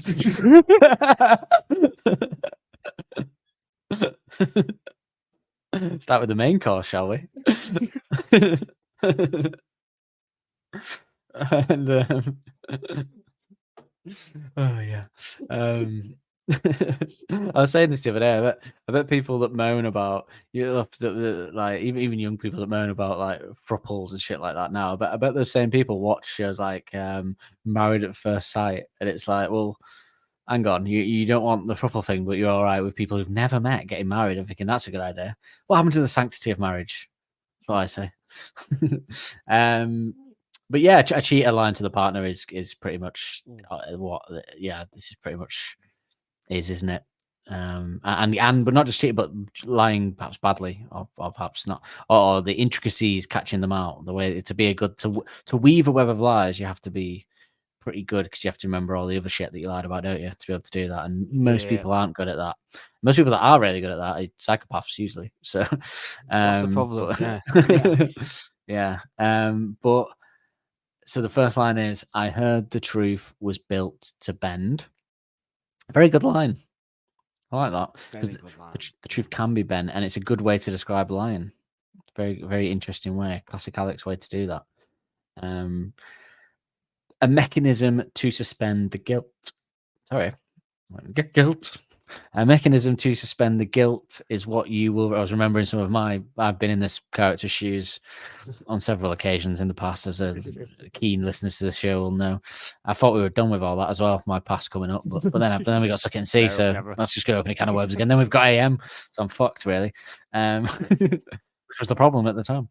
A mechanism to suspend the guilt is what you will require, and still you've got to dance, little liar. I know it's a lot of the lyrics online, and can I say, on Spotify, not on the sleeve tracks, had that as but still. And he quite clearly says and still in the song. Like quite, there's not even an. I'm still. But the internet seems convinced he says but still. But luckily for once, the sleeve notes are on the good side of this. But yeah, you've got to dance, little liar. Scathing, isn't he? Scathing, eh? Yeah. So you can lie, but perhaps you need something to stop the guilt. The guilt will overwhelm. Not really in my experience, but yeah, some people say that, don't they? Yeah. Normal people do. Yeah. I think if I did something like that now that I'm happy, I think I would feel guilty about it. Hopefully, I wouldn't do it, obviously, but yeah, I did. No, I think you'd come home and announce it straight away. You'd be like, "I've done something terrible." Straight away. I would. You know what? It's funny because listen to this. I was thinking a lot about lying. Because would you say you're a good liar, Nick? No, don't think so.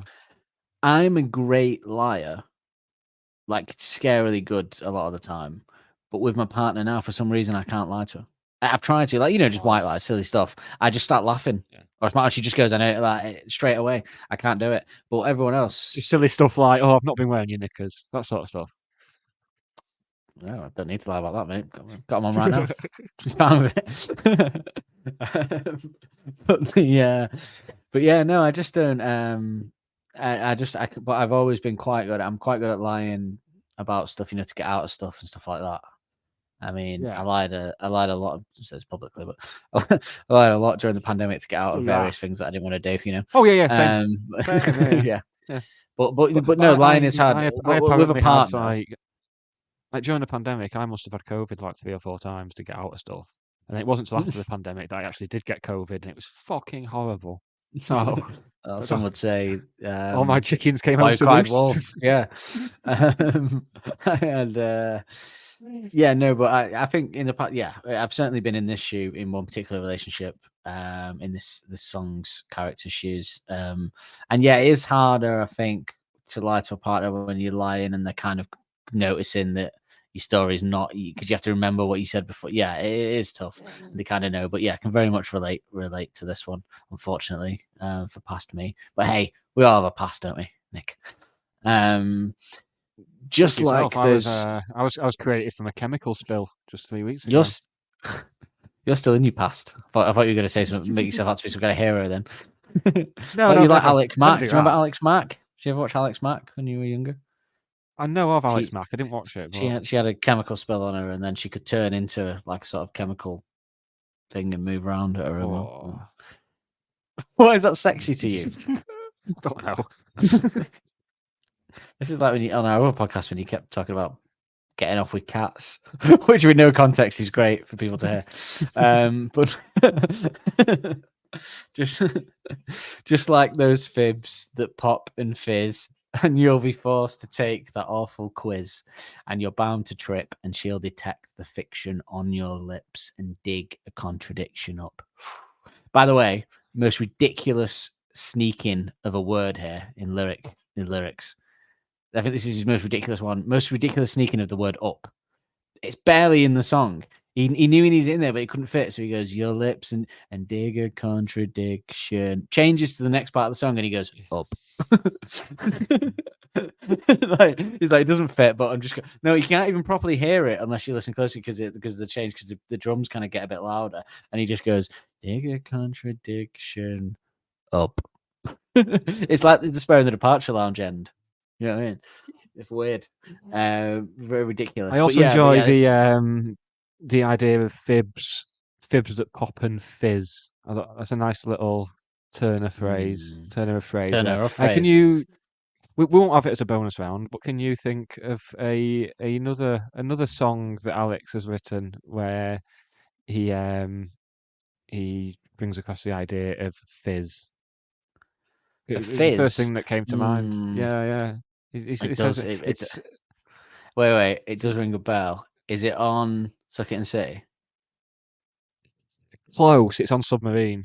It's Hiding Tonight. Okay. Yes. I'll have a game on the coconut shine, win a prize even if it's rigged. I won't know when to stop, and you can leave off my lid, and I won't even lose my fizz. Can't wait to do that. Yeah, I'm gonna start crying. I love that song. That's beautiful. Yeah. Yeah. Tonight, Well, Dan's gone. Yeah. You get me on any melodic Alex song, and I'm gone. But lying, basically him lying here and her catching you out. So just like those, the fibs and the awful quiz being her interrogation of your story. You are bound to trip, you always do. And what a great way of saying it though. And she'll detect the fiction on your lips and dig a contradiction up. Yeah. But what a great way of saying it. Fiction on there. I love that. Classic Alexis. Not like too like this one isn't like opaque, but it's just like I say, the turn of a phrase, the way that he changes things, and says it in a way that no one else does. Ugh, Alex. By the way, we didn't mention the singing, but is this perhaps his best? Do you think it's the vocal performance on the album so far? Yes, particularly on the version we played at the top of the show. I thought it was even better than the live version. I thought we were starting to see the shoots of what he's going to become.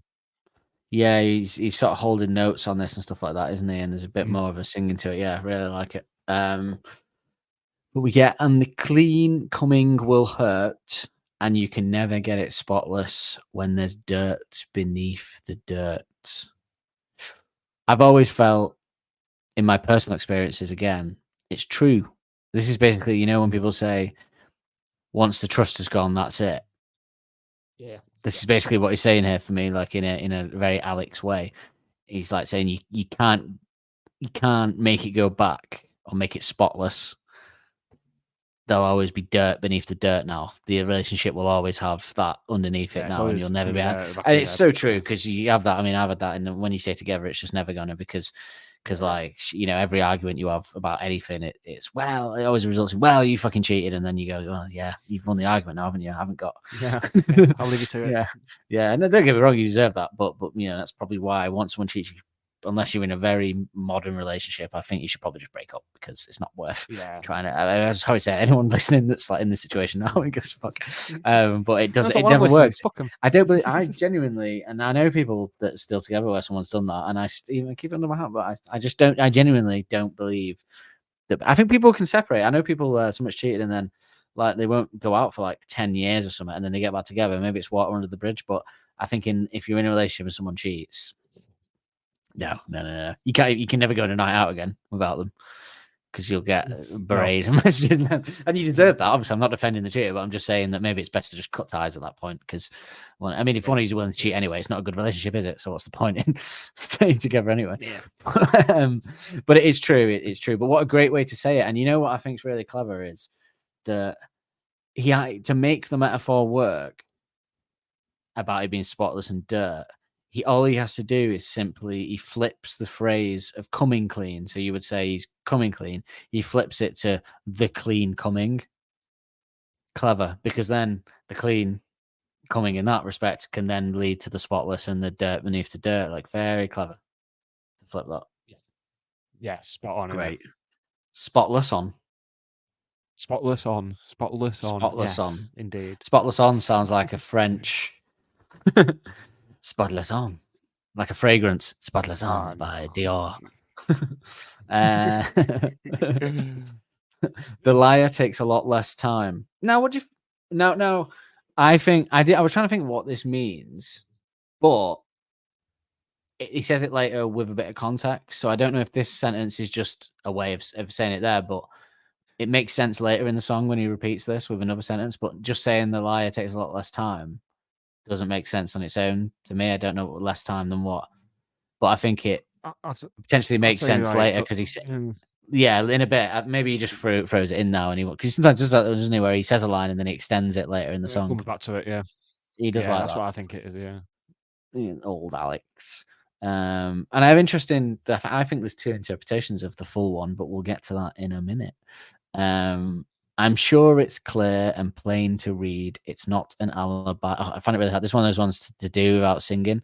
I'm sure it's clear and plain. It's not, because this is the bass bit. This is the amazing bass bit, isn't it? Yeah. So it's like all I can hear is when I say alibi, I can just hear. It's not an alibi you need just yet. Oh no, it's something for those beads of sweat. Yes, that will get you back to normal. So you don't even need an alibi or to lie yet, because it's written all over you that something's up. I think that's what you're saying there. Like, You don't even need to open your mouth and bullshit because It's obvious. she'll know just by looking at you. Yeah. Yeah.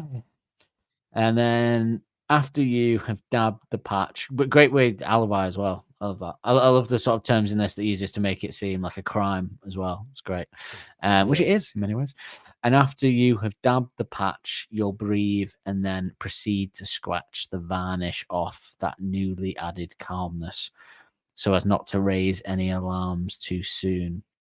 So this is interesting. I have a bit of a, because he says, for me, this always meant, so even after you've sorted yourself out and you're ready for it, for the lion, you'll proceed to make the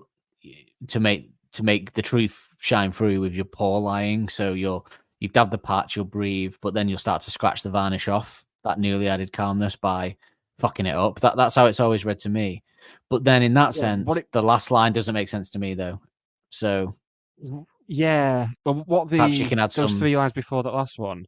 So that like you said about, it's that over embellishing it, isn't it? It always makes me think of Walter White in Breaking Bad. You know, when he tells the lie about the petrol, spilling the petrol on himself, and he just keeps on going, doesn't he? And then that's when she realizes. And he's lying, she realizes, yeah. And then that's a you just great keep adding example of a extra relationship where embellishments. once you lie, no one believes anything you say with good reason.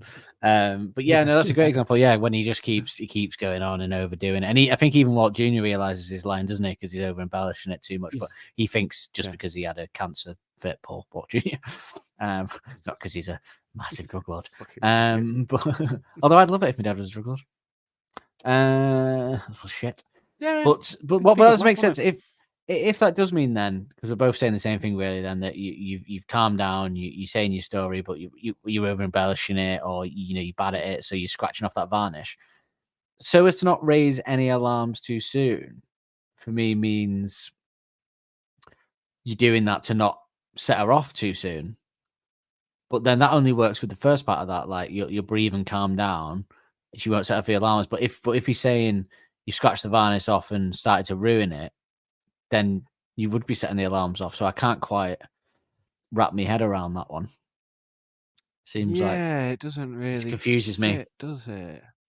I mean, I assume we're obviously just not reading it the way he intends, obviously, but I just can't, like, because I'm trying to think, if you dab the patch, you'll breathe, and then proceed to scratch the varnish off that newly added calmness, so as not to raise any alarms too soon. If it was like after you dab the patch, you'll breathe and not raise any alarms too soon, and then it was the next bit, it would make sense to me. But the order doesn't quite make sense to me. I can't quite wrap my head around it.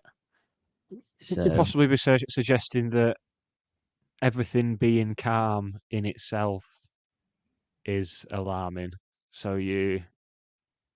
But he says as not. Sorry, if he was saying it's alarming, I'd get it. But he's saying as not to raise any alarms. That's what confuses me. The as not, one, isn't it? Yeah, unless Maybe he's just saying. Unless he just means the calmness. Like... Yeah, maybe, or maybe someone get in touch with us. Let us know. We're always want to know. But do I want to know?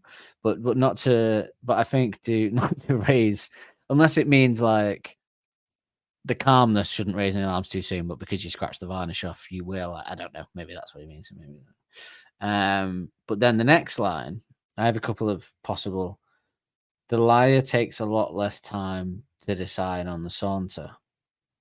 Now, let me ask you. I have 2 interpretations of this in my head.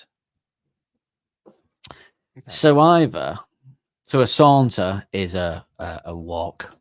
A type of walk. So either when you overthink everything when you're lying, so you're even worrying about how you're going to walk in all calm, so that she doesn't read anything into it. So much like you say about Walt, maybe overthinking it and walking in a certain way to seem nonchalant makes it worse. Because when you try and be nonchalant, that's when you're at your most obviously. Stop saying nonchalant. I just keep thinking of Joey. Yeah. Yeah, but that's what I mean. That when you try and not be, that's when you're at your most obvious. Yeah. So that's what. So the liar takes a lot less time to decide on the saunter. Or my other interpretation, which does he mean saunter in that northern way, like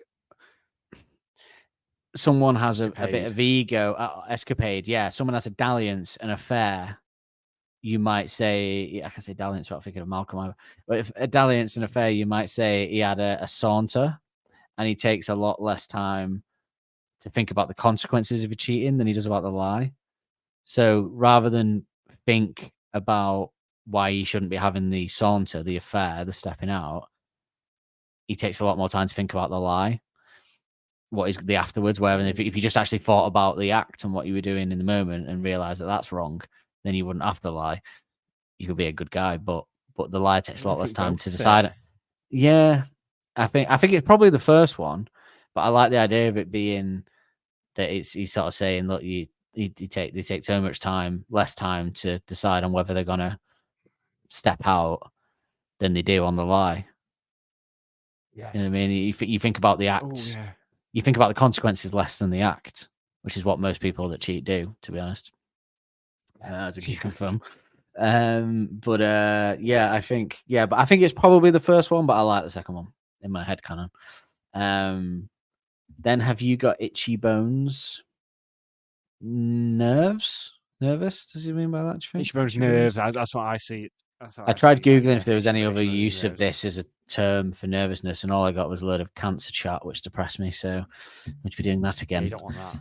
No, apparently if you got itchy bones, it could be a sign of cancer. So if you get itchy bones, get to the doctor now. Health advice as well on this podcast.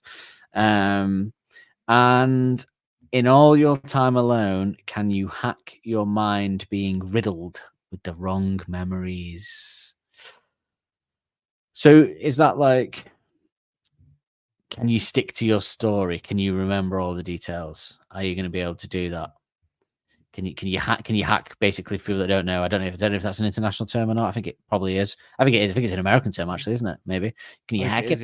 Yeah. So can you hack it? Can you handle it? Can you handle your mind being riddled with all these fake memories that you've created? All these lies, basically saying wrong memories, lies, basically in there. You're going to be able to keep it all in line because that's the hardest bit once you've got the web, keeping it all in line. And bear in mind as well, if it's a full-on affair that's going on, then you're probably telling a different set of lies to the person you're having the affair with, and it's keeping track of all that as well. So your mind being riddled with the wrong memories is accidentally telling the person you're cheating on a lie that you'd tell to the person you're cheating with, and all. Oh, it seems like too much hassle, mate. I always think that about affairs. I said that. I always say that me and my girlfriend have had discussion before. Like I can understand someone like making a mistake, having not understand it. Not like we've said that'd be okay. I'm saying like I can understand someone doing that, but the thought of having a full blown affair just knackers me. The thought of having to keep like everything hidden. Have two relationships. Have two oh god. Kyle Walker, it's tiring. In the press over here, who plays for City in England. Like he's been in the press recently because he's basically got a whole second family, and it's like that's. No, I don't want. Yeah, but so I don't want one. So did everyone's granddad in the 1970s. So, but yeah, I can't imagine that. It was much easier than then. I think. I knew. I was waiting for you to shoehorn it in again at this bit. I thought this is the perfect bit. If he's going to shoehorn it in, it's going to be now. I think the past. It was a lot easier to have affairs in the past, though, wasn't it? Before like phones and social media and stuff. Because now it'd be very easy to trace someone and stuff. Whereas if back in the days when, if you could have let's use it again, Hull. You could have a family in Hull and a family in Manchester, and the chance of any of those people ever finding out is very slim. Unless you let slip some detail that led them to. In fact, most of the time you hear about these stories where after the guy's dead, someone turns up at his funeral. It turns out to be his fucking wife. He's got to, and he's rubbing his hands together in hell. Better than Hull. It's pronounced Hull. Here comes Hull down the motorway. Apparently the best fish and chip shop in the world is in Hull. I read. As someone who doesn't eat fish, not worth it, though, is it? To me. Well, fish and chip shop doesn't just you know that fish and chip shop doesn't just do fish, obviously. I know, but it's the best fish in the world. It's not the best pie. No, it was the best. It was the best chippy, but we call them fish and chip shops in civilized worlds, Nick. The best chippy in the world, apparently. I don't buy it. Yeah, I don't buy it. I could get better chips without having to go to Hull. Yeah, I mean, I don't even care if they are the best. It's still not worth going to Hull. No. Even even shit chips are better than having to go to Hull. Case in point, I loved the Friary and I loved the place in Davenport that was near the park that was near my old flat that went there. But never in a million years am I going to Stockport to get to chips. So, no. I I'm can going to the find other Friary chips. tomorrow. Can't believe it's still going, to be honest. I mean, I say I loved it. I mean, I haven't been there since I was a kid, so, you know. But Right. I used to like getting the cone of chips and there'd be vinegar left at the bottom and I'd be like an animal. Yeah, that was like a particular woman that used to serve me in there, I remember. Still does. I wonder if she's still there. I think she might have died. Tits Anyway, dragging in there. but anyway, back in this song. I always think, who stays in the seating area? Who sits in there? You know what I mean? I always just think that. No, I Who don't. does that? No. But you do. But you get a plate in the seating area. You get a proper plate and cutlery. I don't want a plate in there. I want a plastic fork. I want a plastic fork and a tray. That's what I want. Eat it on the way up to the ground. Ugh. Commoners. So I have a bit of a theory on it. Well, not a theory, but just an interesting, because I really related to this one, and I still do, because, you know, the personal stuff from your past is, you still, you know, remember how it feels, stuff like that. As the bad person in this, you know, from that point of view, I think he describes it fucking perfectly, what that is like. Now, I don't want to get into this like really too much, but just as a commentary, in the song, he's quite scathing at the liar, but he's so accurate that I think it's directed personally at himself. Because I don't believe the person that's been lied to in this situation could write a song like this. I think that's a different experience. I think this comes from a place of being the person doing the lying and then self-reflecting on that with the guilt. Because I just think it's too perfect for what that's like. It's too spot on. Because this is how I feel. When I hear it now, I think about how bad I feel about my own actions like a decade ago or so. And so that I feel like that's what the song's doing. Because I just don't believe he'd be able to get that so right unless it was a personal experience. So I think he may have been somebody, and he's cheated here and he's lying and he has personal experience of that. I don't think Alex has been cheated on and written the song. I think you have to have been the liar to write this song. Personally, that's how I always feel. So I think, you know, not that I particularly care about whether he did that or who he did it with or whatever, but just interesting observation as the writer of the song, I think.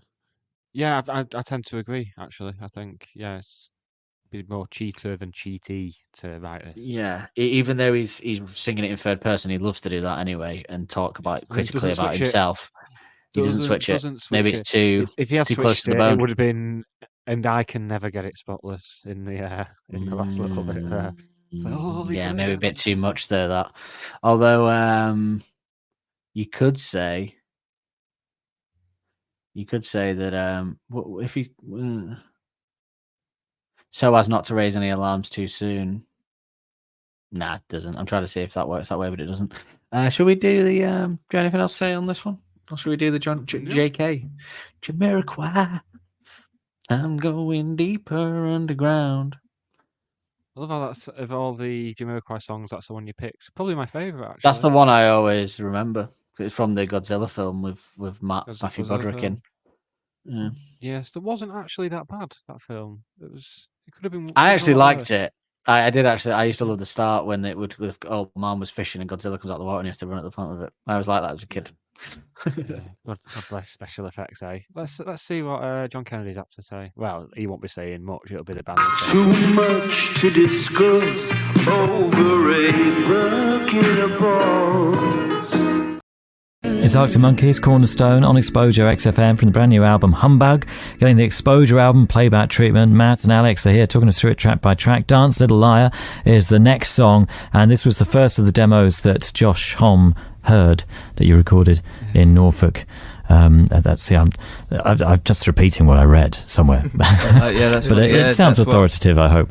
And this was what allegedly he heard 30 seconds, said, right, I'm going to work with this band. They sound great. I love this song. Yeah, there was like because there's this sound on the start of that. We've already got a bit techie before, so we may as well carry on that. But there's like this sound that we created for the beginning of that. And I think he heard that and was sort of like, he said it was like a bit Morricone, like, but I don't know whether I agreed with him on that. But he was sort of like, have you been listening to Morricone? And like, I had a little bit. We all had. So I was like, oh, yeah, interesting, but I can't see how you've added that up, really. But all right. And then he was like, but yeah, like he said, Johnny said, he heard that, the sort of intro to that, and was sort of like up for working with us, and said that was the place to do it. Like that tune should be recorded out there in Rancho, and, you know. I guess that kind of makes sense if he heard this Morricone desert sound. Exactly. Yeah, it was nice. That's right. That's what he said. Off we went. Yeah. Excellent. He's does great English accents, Josh Homme, doesn't he? I seem to remember when he's been in and done a couple of these album playback things, and he slips into various different English accents really well. He's good voice. He kind of got close to ours, I think. Yeah, he did. Yeah, he'd always go, Jamie. Yeah, he'd always was mate. Mate. Yeah, I think we like did his head in a bit though, like talking sometimes with like. I remember we were like, mad cake! Like, dude, what's with all the yelling? And what's Dance to the Liar? Is this, I guess you were talking about going Barmy Army. I mean, this goes Barmy Army, doesn't it? At the end, it's quite, there's a bit, because throughout it's quite, it just thuds along. Yeah, driving, and it's quite driving, like, just... Quite good, like... Not much of a challenge, but yeah, I'm interested. But then at the end, there's obviously when it stops for the guitar thing, and then I emulate that, and and it kicks off a bit at the end. But I mean, I think that was one of them things where someone just like played something whilst we were, messing around with it, and because that was very much like a. I had like a song that worked on an acoustic or whatever, and then this sort of outro thing was like tagged on the end. But it was like one of them things where someone like plays like this. It's like, oh yeah, that's it. Do that again. I think we should hear it. This is it. Dance, Little Liar, Arctic Monkeys. John Kennedy's. Too much to discuss over a bucket of balls. Josh Homme doing English accents. Who'd have thought it? Jamie. Also, I love the idea of them all like shouting at each other, talking loudly, and Josh Homme getting frustrated and going, "What's with all the shouting?" I just imagine him in like a 1950s housewife with an apron on in the record. Let's get all the yelling in here, guys. What an odd concept that he'd be like rock superstar. Josh Homme doesn't like too much noise. But you probably just can't understand their all accents, and he just gets frustrated. Like, fucking can't understand what they're saying, and they talk all fast.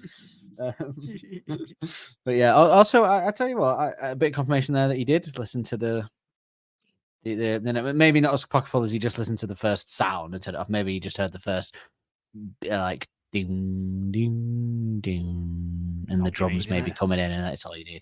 All you need is that, as the Beatles said. I think I know what he means by the Morricone with that note, actually, because I was thinking about those sort of Morricone scores. There is a kind of sound, not directly, but I can see what he means. I can see what world he's coming from. So there's no real shipping forecast this week because they haven't really put much out there. Louise put like a fashion show she was at out there, but I think they should only count if there's some kind of link to the band, right? Otherwise, we're just listing their Instagram posts, which it's when the girls like are doing something with, I don't know, that links to the band, and normally that's when they get abuse off people. That was the whole point of this. When she posts something about the Alex summit, that's normally when all the trolls come out, isn't it? So yeah. So if there's not one, there's not one. But should we play the jingle anyway? Because I like it. Listen to the shipping forecast. Sue, do you want to do your favourite lyric?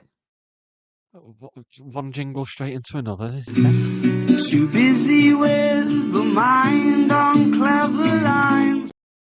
That'll be your biography when you're a famous podcaster from one jingle to another. Nick Lee.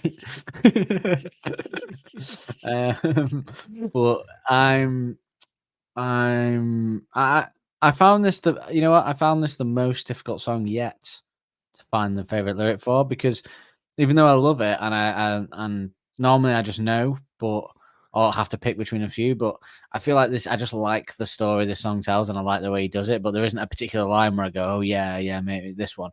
So I went with I'm sure it's clear and plain to read. It's not an alibi you need just yet. Oh no, it's something for those beads of sweat. Is what I went for today, but I actually think I might change it to I think I'm going to change it. Having covered it then, I think I'm going to go with and you'll be forced to take that awful quiz, and you're bound to trip, and she'll detect the fiction on your lips and dig a contradiction up. That matches very well, because I've gone for just like those fibs at Pop and Fizz, you'll be forced to take that awful quiz. Excellent. Yeah. Big fan of Alex singing about popping and fizzing. Popping and fizzing. He just like I sweet reckon that could metaphors. be- Is this another cat sweet metaphor? Oh, no car reference in this one, I think. No car reference. I wasn't I think, there. I think sweets and fizzy drinks could be another kind of Another- dandelion and burdock to come. Kind of to come, certainly. Well, we know what we'll be using maybe to play that episode out, don't we? Yeah, no, as frequently as you'd have, say, a Coke or whatever. Cook. Favorite musical moment? Favorite musical moment? Bad sounds in your ear that make you get up and down. We know what we're going to say, don't we?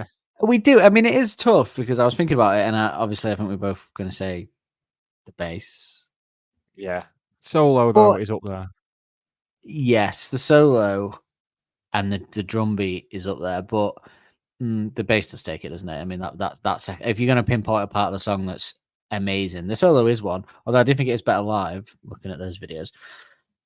But that second verse, when it drops down to just the bass with the drums, is almost sexual. Yeah, I'd say it is fully sexual. Yeah, I'd say so. Speaking of, I have a little hot take or a question to pose to you on the bass. Are the hot takes usually? She flicks a red hot revelation off the tip of her toe. And it's hot. So when you take it.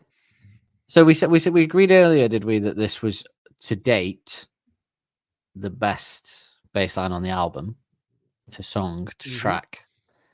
Where do you think this bass line ranks in the overall discography, though?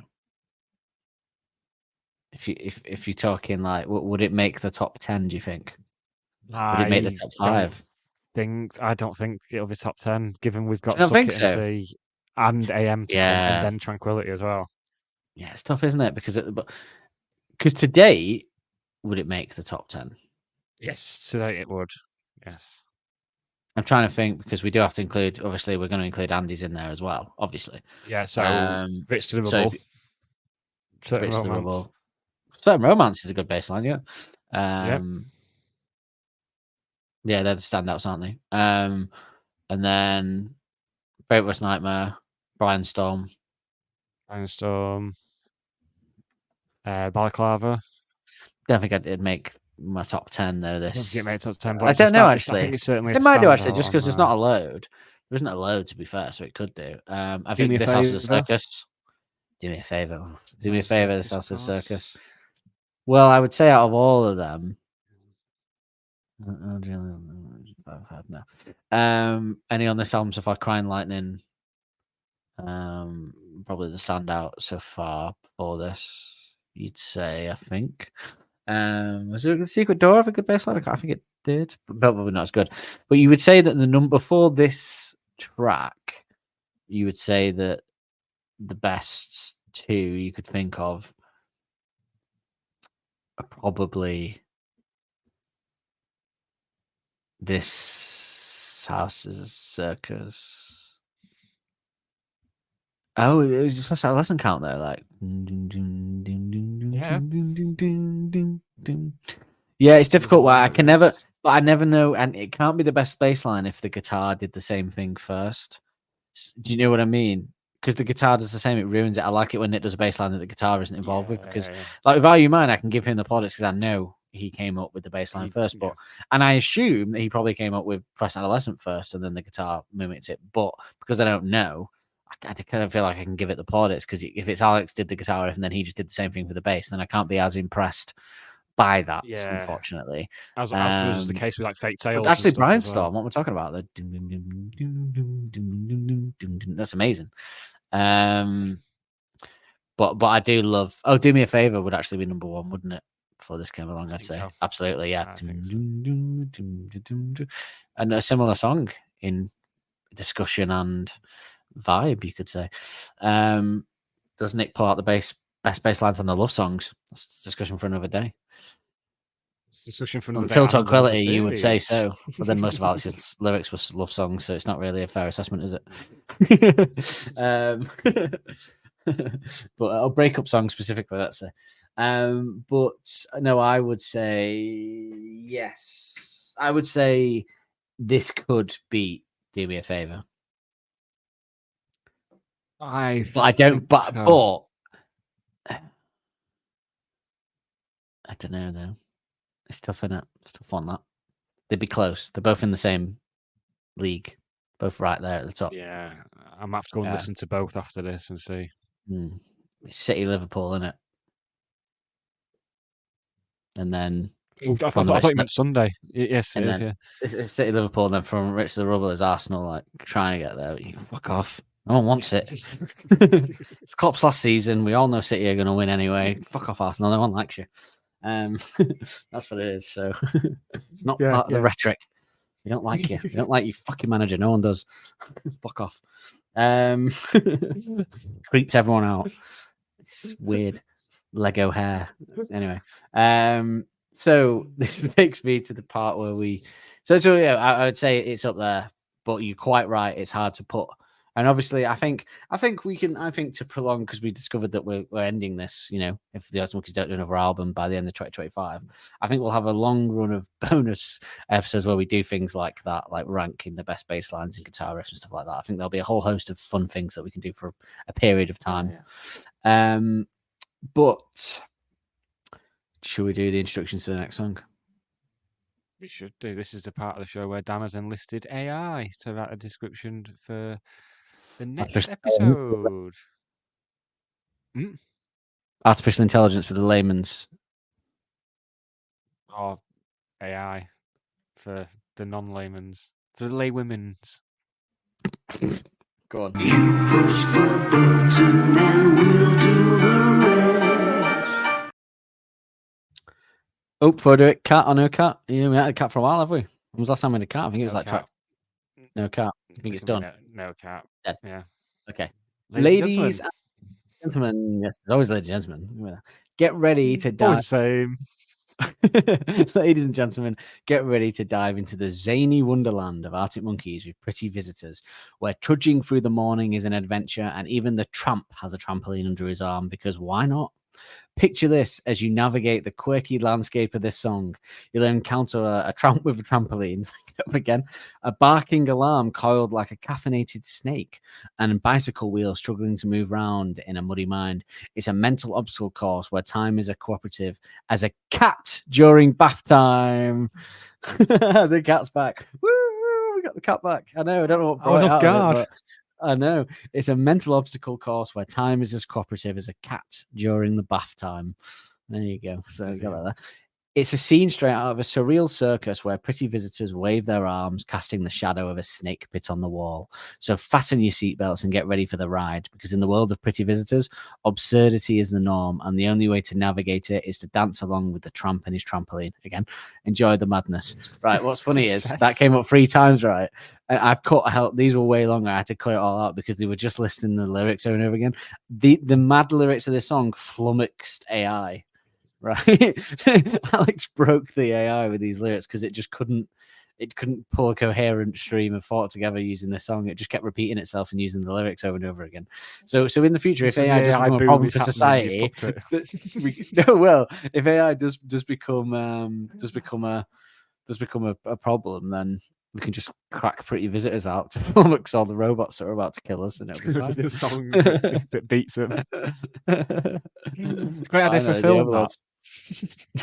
Well, if there was a song, it'd be a great idea for a piss take sort of comedy pastiche of an 80s film. Yeah, that would be quite good actually. There's a song that'd be kind of film Jack Black would do. Film. Do you know what I mean? Tenacious D film or something. There's one song that you play. He'll want to do the song though, won't it? Leave Jack Black alone.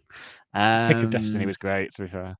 Pick of Destiny was one of the worst pieces of shit films I've ever seen. No, the song. Okay, good. Because I got annoyed then.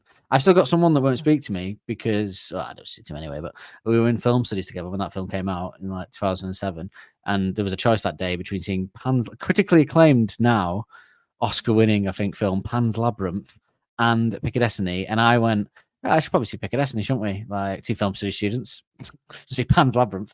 So we went to see Pick of Destiny, and he was furious, absolutely furious at the end of it. So that's that relationship ruined. I mean, I've seen snuff films, and that is still comfortably one of the worst films I've ever seen. Seen or made. Okay, well that's that. Only 2 to go, Nick. I'm getting sad. Only 2 to go of the. I haven't even had my favourite humbug moment yet. Did you have a moment on every album? Like a moment, just a moment. 2 seconds, 5 seconds, 10 seconds tops, certainly. Favourite moment? I haven't had my favourite moment yet on this album. Have you had your favourite moment yet on this album? What do you think? No, I do not think I have, actually. That's interesting then, because there is potential for us both to have the same favourite moment then. I think there may be. Oh, this can get exciting. Well, this is just about the end of Series 3, Episode 8. We'll be back next week with Pretty Visitors. That's going to be a mental one, Pretty Visitors. And we've still got the best one of B-sides to come. We've still got the scheduling a few hours, everyone, for the lyric deciphering of that one. might be a 2-parter, that one. Say goodbye to the nice people, Dan. Because if you'd ever allow a 2-parter with your mentalness with the numbers. Yes. Goodbye. Look after your cats.